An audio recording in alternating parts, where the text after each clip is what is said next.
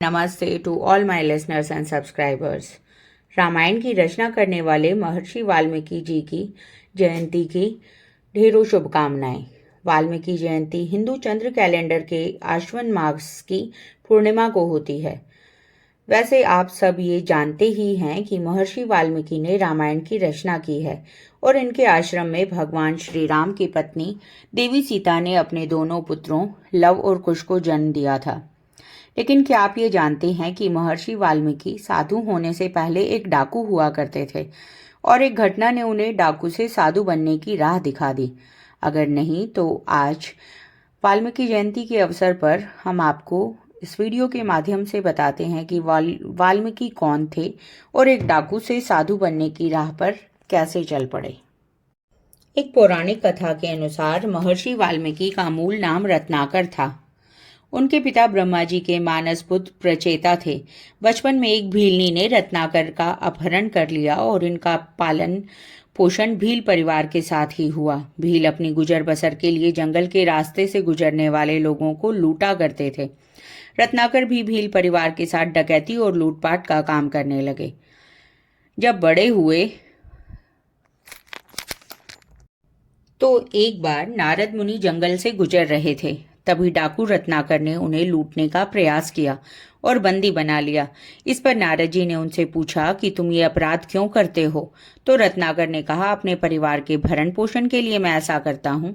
इस पर नारद मुनि बोले, जिस परिवार के लिए तुम यह अपराध करते हो, क्या वे तुम्हारे पापों का भागीदार बनने को तैयार हैं? नारद जी की ये बात सुनकर रत्नाकर ने नारद मुनि को एक पेड़ से बांध दिया और इस प्रश्न का उत्तर लेने के लिए अपने घर चले गए। जब उन्होंने ये सवाल अपने परिवार के लोगों से किया तो उनको यह जानकर आश्चर्य हुआ कि कोई भी उनके इस पाप में भागीदारी नहीं बनना चाहता।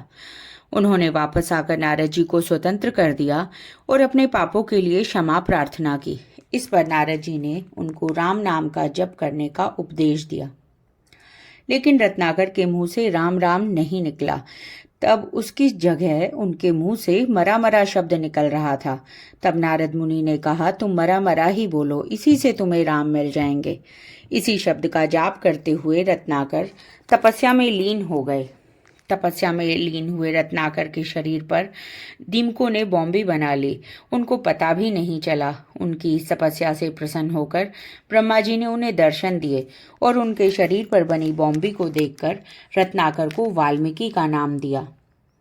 तब से इन्हें वाल्मीकि के नाम से जाना जाता है। साथ ही ब्रह्मा जी ने उनको रामायण रचने की प्रेरणा भी दी।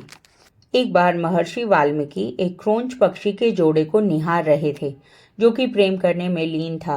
उन पक्षियों को देखकर महर्षि काफी प्रसन्न हो रहे थे और मन ही मन सृष्टि की इस अनुपम कृति की प्रशंसा भी कर रहे थे। लेकिन तभी एक शिकारी का तीर उस पक्षी जोड़े में से एक पक्षी को आ लगा, जिससे उसकी मृत्यु हो गई। यह देखकर महर्षि को बहुत क्रोध आया और उन्होंने शिकारी को संस्कृत में ये श्लोक कहा, मां निषाद प्रतिष्ठाम तवम गम शाश्वती समा यत क्रोंच मिथुनादेकम अवधि काम मोहितम। मुनि द्वारा बोला गया यह श्लोक ही संस्कृत भाषा का पहला श्लोक माना जाता है, जिसका अर्थ था कि दुष्ट शिकारी ने प्रेम में लिप्त पक्षी का वध किया है, उसे कभी चैन नहीं मिलेगा। लेकिन ये श्लोक बोलने के बाद वाल्मीकि सोचने लगे कि आखिर ये उनके मुख से कैसे और क्या निकल गया। उनको सोच में देखकर नारद मुनि उनके सामने प्रकट हुए और कहा कि यह पहला संस्कृत श्लोक है। अब इसके बाद आप रामायण की रचना करेंगे। उस संस्कृत श्लोक के बाद महर्षि वाल्मीकि ने ही संस्कृत में रामायण की रचना की और उनके द्वारा रची गई रामायण वाल्मीकि रामायण कहलाई।